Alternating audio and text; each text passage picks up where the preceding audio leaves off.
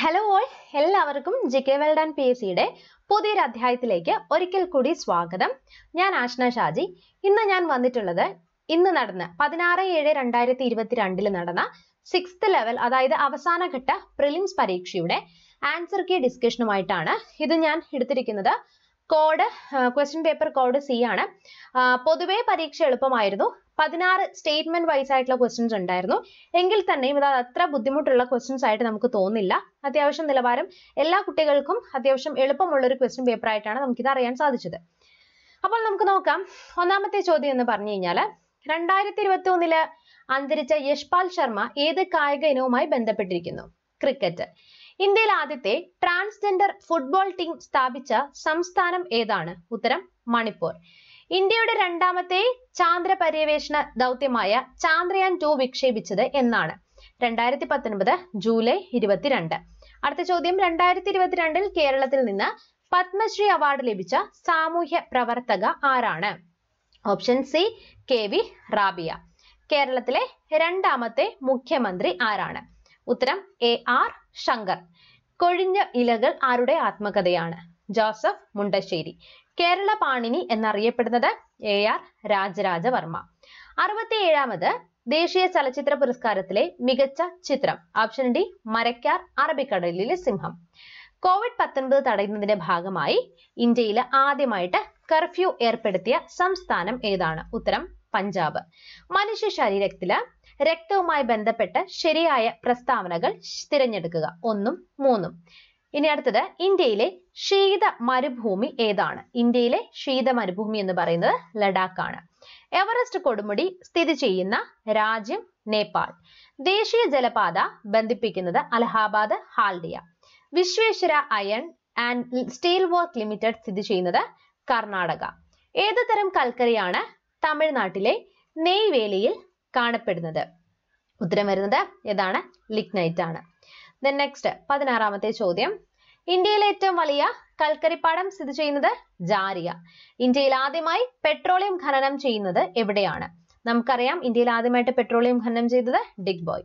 Konkan railway ബന്ധിപ്പിക്കുന്നത് Roha Mangalapuram. Next question, ഇന്ത്യയുടെ അക്ഷാംശ സ്ഥാനം? Option A 8 degree 4 minutes north. അതുപോലെ തന്നെ അടുത്ത ചോദ്യം നമുക്ക് നോക്കാം. ലഡാക്കില് ഏറ്റവും തണുപ്പുള്ള ജനവാസ സ്ഥലം ഏതാണ്? നമുക്കറിയാം ദ്രാസ് ആണെന്നുള്ളത് അല്ലെ. ശരി, അടുത്ത ചോദ്യം നമുക്ക് നോക്കാം. ശരിയായ പ്രസ്താവന രീതിയിലുള്ള ഒരു ചോദ്യമാണ് നമ്മുടെ ചോദിച്ചിരിക്കുന്നത്. ശരിയായ പ്രസ്താവന ഏത്? ഇതിനകത്ത് വരുന്നത് ജാദുനാഥ് ഭട്ടാചാര്യയാണ് വന്ദേമാതരത്തിന്റെ സംഗീത സംവിധാനം നിർവഹിച്ചിരിക്കുന്നത് അല്ലെ. ഇനി അടുത്ത നമുക്ക് ചോദ്യം നോക്കാം. അടുത്തത്, വിദ്യാഭ്യാസ അവകാശവുമായി ബന്ധപ്പെട്ട പ്രസ്താവനകളിൽ ശരിയല്ലാത്തത് ഏത്? ഉത്തരം ഓപ്ഷൻ സി. ശരിയല്ലാത്തവ കണ്ടെത്താനാണ് പറഞ്ഞിരിക്കുന്നത്. അടുത്തത്, ദേശീയ മനുഷ്യാവകാശ കമ്മീഷനുമായി ബന്ധപ്പെട്ട പ്രസ്താവന ഏതാണെന്നാണ് ചോദിച്ചിരിക്കുന്നത്? ഉത്തരം ഓപ്ഷൻ ബി ആണ്. നെക്സ്റ്റ് ക്വസ്റ്റ്യൻ, ഇന്ത്യൻ ദേശീയ പതാകയുമായി ബന്ധപ്പെട്ട പ്രസ്താവനകളിൽ ശരിയായവ ഏത്? Option A.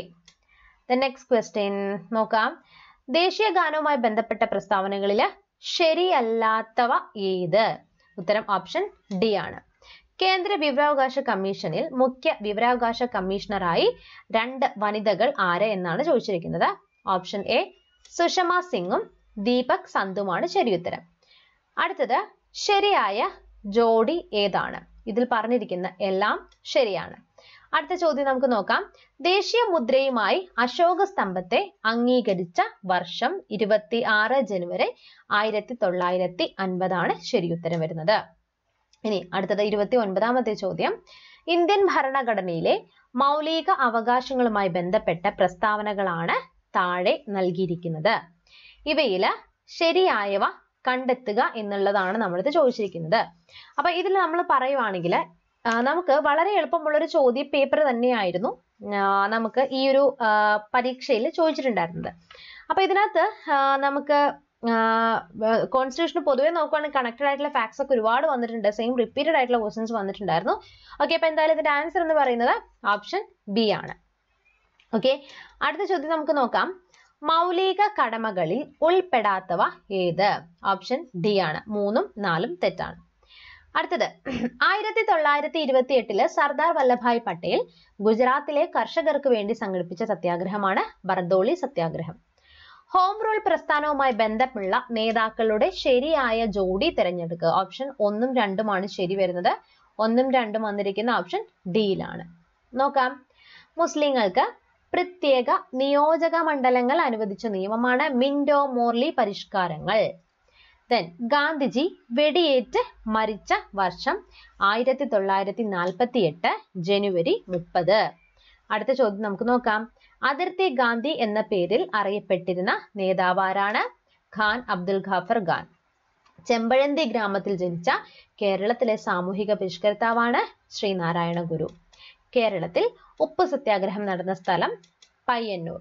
1.25 കോടി മലയാളികൾ എന്ന കൃതിയുടെ കർത്താവ് EMS നമ്പൂതിരിപ്പാട്. അടുത്ത ചോദ്യം. ചുവടെ കൊടുത്തിരിക്കുന്നവയിൽ നിന്നും മലബാർ കലാപവുമായി ബന്ധമില്ലാത്ത ശരിയായ ജോഡി തിരഞ്ഞെടുക്കാനാണ് പറഞ്ഞിരിക്കുന്നത്. ബന്ധമില്ലാത്ത ജോഡിയാണ് നമ്മൾ തിരഞ്ഞെടുക്കാൻ പറഞ്ഞിരിക്കുന്നത്.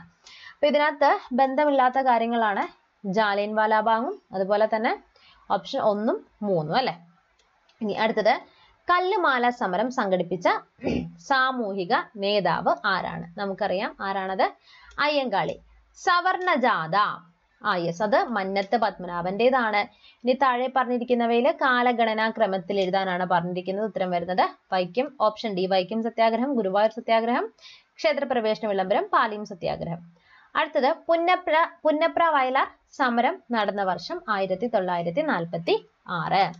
ആധുനിക കാലത്തെ മഹാത്ഭുതം എന്ന് ഗാന്ധിജി വിശേഷിപ്പിച്ചത് ക്ഷേത്രപ്രവേശന വിളംബരത്തെയാണ്. നെക്സ്റ്റ്. അടുക്കളയിൽ നിന്ന് അരങ്ങത്തേക്ക് എന്ന നാടകം രചിച്ചത് ആരാണ്? VT ഭട്ടതിരിപ്പാട്. കേരളത്തിലെ ഏറ്റവും വലിയ കായലാണ് വേമ്പനാട്ട് കായൽ. കേരളത്തിലെ ഏറ്റവും വലിയ ശുദ്ധജല തടാകം ശാസ്താംകോട്ട. കേരളത്തിലെ കടൽ തീരത്തിന്റെ ദൈർഘ്യം എത്ര? 580 കിലോമീറ്റർ. കേരളത്തിൽ കിഴക്കോട്ടൊഴുകുന്ന നദികളുടെ ശരിയായ ജോഡി താഴെ കൊടുത്തിരിക്കുന്നവയിൽ നിന്നും തിരഞ്ഞെടുക്കുക. പാമ്പ, ഭവാനിയാണ്. 2ഉം 3ഉം ആണ് ഓപ്ഷൻ വരുന്നത്. ഓപ്ഷൻ സി ആണ്. അടുത്ത് നോക്കാം. ആദ്യത്തെ റെയിൽവേ പാത കേരളത്തിൽ പ്രവർത്തനം ആരംഭിച്ച വർഷം ഏതാണ്? 1861 മാർച്ച് 12. കേരളത്തെ കൂർഗുമായി ബന്ധിപ്പിക്കുന്ന ചുരമാണ് പേരമ്പാടി ചുരം. പേരമ്പാടി ചുരം. മാമാങ്കം നടന്നിരുന്ന തിരുനാവായ ഏത് നദിയുടെ തീരത്താണ്? നമുക്കറിയാം ഭാരതപ്പുഴ. യവനപ്രിയ എന്ന് അറിയപ്പെടുന്ന സുഗന്ധ ദ്രവ്യം ഏതാണ്? ഉത്തരം കുരുമുളക്. പൂർണ്ണമായി മലയാള ഭാഷയിൽ അച്ചടിക്കപ്പെട്ട ആദ്യത്തെ പുസ്തകമാണ് സംക്ഷേത വേദാർത്ഥം. PR ശ്രീജേഷ് താഴെ പറയുന്നവയിൽ ഏത് കായികനവുമായി ബന്ധപ്പെട്ടിരിക്കുന്നു? ഹോക്കി. അടുത്തത്. പ്രവർത്തിക്കുക അല്ലെങ്കിൽ മരിക്കുക എന്ന മുദ്രാവാക്യം ഗാന്ധിജി ഏത് പ്രക്ഷോഭവുമായി ബന്ധപ്പെട്ട് നൽകിയതാണ്? ക്വിറ്റ് ഇന്ത്യ സമരവുമായി ബന്ധപ്പെട്ടാണ്. അടുത്തത്. ഗാന്ധിജിയുടെ രാഷ്ട്രീയ ഗുരു എന്നറിയപ്പെടുന്നത് ഗോപാലകൃഷ്ണ ഗോഖലെ. സാരെ ജഹാം സെ അച്ഛ രചിച്ചത് മുഹമ്മദ് ഇക്ബാൽ ആണ്. നെക്സ്റ്റ്. താഴെ പറയുന്നവയിൽ 1929 ലാഹോർ സമ്മേളനവുമായി ബന്ധമില്ലാത്ത ശരിയായിട്ടുള്ള തിരഞ്ഞെടുക്കാനാണ് പറഞ്ഞിരിക്കുന്നത്. അപ്പൊ നമുക്കറിയാം ഇതിനകത്ത് ശരിയല്ലാത്തത് എന്താണ്? ഗാന്ധിജിയെ കോൺഗ്രസ് പ്രസിഡന്റ് ആയിട്ടല്ല തിരഞ്ഞെടുത്തത് അന്നത്തെ. നെക്സ്റ്റ് വന്നത് ഏതാണ്? നെഹ്റുവിന്റെ നേതൃത്വത്തില്. യെസ്, ഇത് സ്റ്റാർട്ട് ചെയ്യുന്ന കാര്യം അല്ലെ. അപ്പൊ ഇവിടെ നമ്മൾ നോക്കിക്കഴിഞ്ഞാല് എപ്പോഴും ആവർത്തിക്കുന്ന ചോദ്യം തന്നെയാണ്. പക്ഷെ ഇതിൽ വന്നിരിക്കുന്നത് സ്റ്റേറ്റ്മെന്റ് വൈസ് ആയിട്ടാണ് നമ്മുടെ പല ചോദ്യങ്ങളും വന്നിട്ടുള്ളത്. എന്നാൽ ഈ പറഞ്ഞിരിക്കുന്ന സ്റ്റേറ്റ്മെന്റ് വൈസ് ആയിട്ട് ചോദിച്ചിരിക്കുന്ന ചോദ്യങ്ങളൊന്നും അത്ര ബുദ്ധിമുട്ടേറിയ ചോദ്യങ്ങളല്ല. സാധാരണ പ്രീവിയസ് ക്വസ്റ്റ്യൻ പേപ്പറിൽ വരുന്ന ചോദ്യങ്ങൾ തന്നെ നമുക്ക് എങ്ങനെയാണ് കുറച്ചുകൂടി സ്റ്റേറ്റ്മെന്റ് വൈസ് ആയിട്ട് ഒരു കാര്യം പല രീതിയിൽ ആവർത്തിച്ച് ചോദിച്ചിരിക്കുകയാണ്. ഒരു കാര്യം പല രീതിയിൽ അത് സ്റ്റേറ്റ്മെന്റ് വൈസ് ആയിട്ടാണ് ചോദിച്ചിരിക്കുന്നത്. അപ്പൊ നമുക്കറിയാം ഇതിനകത്ത് ശരിയായിട്ട് നമ്മൾ ഉത്തരം വരുന്നത് ഏതാണ്? ഓപ്ഷൻ സി ആണ് കേട്ടോ. 2ഉം 3ഉം. ഓക്കെ, ശരി. അടുത്ത ചോദ്യത്തിലേക്ക് പോവാം. ബന്ധമില്ലാത്ത ശരിയായ ജോഡി. യെസ്, അതെ. അടുത്ത ചോദ്യം. 1922 ചൗരി ചൗര സംഭവത്തെ തുടർന്ന് പിൻവലിച്ച ദേശീയ പ്രക്ഷോഭമാണ് നിസ്സഹകരണ പ്രസ്ഥാനം. ദെൻ അടുത്ത ചോദ്യം എന്ന് പറയുന്നത് ഹൃദയമിടിപ്പ് അറിയുവാനുള്ള ഉപകരണമായ സ്റ്റെതസ്കോപ്പ് ആദ്യമായിട്ട് കണ്ടെത്തിയ ശാസ്ത്രജ്ഞൻ അല്ലെങ്കിൽ നിർമ്മിച്ച ശാസ്ത്രജ്ഞന്റെ പേരാണ് നമ്മുടെ ചോദിച്ചിരിക്കുന്നത്. യെസിന്റെ ഉത്തരം വരുന്നവരാണ് നമുക്കറിയാം റെനെ ലെനെക്. ആരാണ്? റെനെ ലെനക്കാണ്. ഈ ചോദ്യം എന്ന് പറയുന്നത് പല പ്രീവിയസ് ക്വസ്റ്റ്യൻ പേപ്പറിൽ, അതായത് പ്രീവിയസ് ക്വസ്റ്റ്യനിൽ ആവർത്തിച്ച് വരുന്ന ചോദ്യങ്ങളിൽ ഒരു ചോദ്യമായിരുന്നു ഇത്. ഓക്കെ, പല പരീക്ഷകളിലും നമ്മൾ എന്താണ് ഇത് കണ്ടിട്ടുള്ളതാണ്. ശരി, അപ്പൊ അടുത്ത ചോദ്യത്തിലേക്ക് പോകും. അടുത്ത ചോദ്യം, പൂർണ്ണ ശയ്യാവലംബരായ ആളുകളെ പരിചരിക്കുന്നതിന് പ്രതിമാസ ധനസഹായം നൽകുന്ന ആരോഗ്യക്ഷേമ പദ്ധതി ഏതാണ് എന്നാണ് ചോദിച്ചിരിക്കുന്നത്. ഉത്തരം വരുന്നത് ആശ്വാസ കിരൺ. നെക്സ്റ്റ്, ജീവകം സിയുടെ അപര്യാപ്തത മൂലമുണ്ടാകുന്ന രോഗമാണ് സ്കർവി. താഴെ കൊടുത്തിരിക്കുന്നവയിൽ ഈച്ച മുഖേന പകരുന്ന രോഗമാണ് കോളറ. നെക്സ്റ്റ് നോക്കാം, വാരിയെല്ലിലെ ആകെ അസ്ഥികളുടെ എണ്ണം 24. കിരൺ, അർക്ക, സൽകീർത്തി എന്നിവ ഏത് വിളയുടെ സങ്കരയിനമാണ്? വെണ്ട. Indian institute of spice research സ്ഥിതി ചെയ്യുന്നത് കോഴിക്കോട്. പരിസ്ഥിതി പ്രശ്നങ്ങളെ സംബന്ധിച്ച് ശാസ്ത്രീയ പഠനം നടത്തുന്നതിന് വേണ്ടിയിട്ട് centre for science and environment എന്ന പ്രസ്ഥാനം ആരംഭിച്ചത് അനിൽ അഗർവാൾ. സൈലന്റ് വാലി ദേശീയ പാർക്കായി പ്രഖ്യാപിച്ച ഇന്ത്യൻ പ്രധാനമന്ത്രിയാണ് ഇന്ദിരാഗാന്ധി. ആഗോള താപനത്തിന് കാരണമല്ലാത്ത ഒരു വാതകമാണ് ഏതെന്ന് പറയുന്നത് നൈട്രജൻ. ഇനി താഴെ തന്നിരിക്കുന്നവയിൽ ശരിയായത് അല്ലെങ്കിൽ ശരിയായിട്ടുള്ളത് ഏതെല്ലാമാണെന്നാണ് ചോദിച്ചിരിക്കുന്നത്. ഓപ്ഷൻ ബിത്തിനോൾ ഒരു ആന്റിസെപ്റ്റിക്. ഇതിനകത്ത് ഉത്തരം വരുന്ന ഓപ്ഷൻ സി ആണ് കേട്ടോ. 1ഉം 3യുമാണ് ശരിയായിട്ടുള്ളത്. നെക്സ്റ്റ് ക്വസ്റ്റ്യൻ, ഒരു ഓർബിറ്റിൽ ഉൾക്കൊള്ളാവുന്ന പരമാവധി ഇലക്ട്രോണുകളുടെ എണ്ണം 2n². ഇനി അടുത്തത് ഇതിന്റെ ഉത്തരം വരുന്ന ഓപ്ഷൻ ബി ആണ്. ആധുനിക ആവർത്തന പട്ടികയിൽ ബന്ധപ്പെട്ട് ശരിയല്ലാത്ത പ്രസ്താവനകളാണ് ചോദിച്ചിരിക്കുന്നത്. ജലം, ഹൈഡ്രജൻ പെറോക്സൈഡ് ഈ രണ്ട് സംയുക്തങ്ങളിലെ ഓക്സിജന്റെ ഓക്സീകരണാവസ്ഥയുടെ തുക എന്ന് പറയുന്നത് എത്രയാണ്? -2 ആണ്. ഇരുമ്പിന്റെ ധാതു അല്ലാത്തത് ബോക്സൈറ്റ്. ഭൂമിയുടെ ഏറ്റവും അടുത്ത് സ്ഥിതി ചെയ്യുന്ന നക്ഷത്രമാണ് സൂര്യൻ.